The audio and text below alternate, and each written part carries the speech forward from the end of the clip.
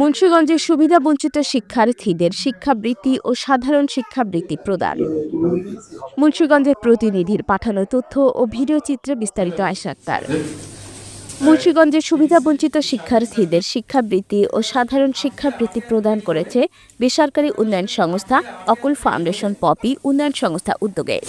সোমবার দুপুরে জেলা প্রশাসকের কার্যালয়ে শিক্ষাবৃত্তি প্রদান অনুষ্ঠানের আয়োজন করা হয়। এ সময় প্রধান অতিথি হিসেবে উপস্থিত ছিলেন জেলা প্রশাসক ফাতেমাতুল জান্নাত, অতিরিক্ত জেলা প্রশাসক সার্বিক মোহাম্মদ মুসাব্বিরুল ইসলাম।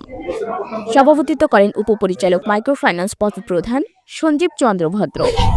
অনুষ্ঠানে আগত অতিথিরা বৃত্তিপ্রাপ্ত ছাত্রছাত্রীদের উদ্দেশ্যে দিক নির্দেশনামূলক বক্তব্য প্রদান করেন। বৃত্তিপ্রাপ্ত ছাত্রছাত্রী তাদের বক্তব্যের মাঝে পপি গ্রাম উন্নয়ন সংস্থার সমৃদ্ধি ও মঙ্গল কামনা করেন। এ সময় বিশেষ অতিথি হিসেবে উপস্থিত ছিলেন অ্যাসোসিয়েট চিফ ইনভেস্টমেন্ট অফিসার অকুল ফাউন্ডেশনের ফাতেমা আক্তার।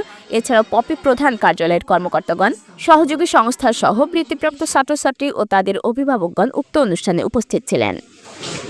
বলতে পারবেন না শুরুটা কিভাবে হলো, কতবার বৃদ্ধি পাইছে আপনার বাচ্চা? এখন নোট করেন হ্যাঁ বলতে পারবেন, ডায়েরিতে নোট করেন। তাদের বাচ্চারা একাধিকবার বৃদ্ধি পেয়েছে বা কথা বলতে পারেন, এরকম কোনো গার্জিয়ান যদি থাকেন আমাদের এখানে মেহমান, পুরুষ একজন রাখেন, মহিলা একজন রাখেন। এই পুরুষ কোন ভাই বলবে? পুরুষ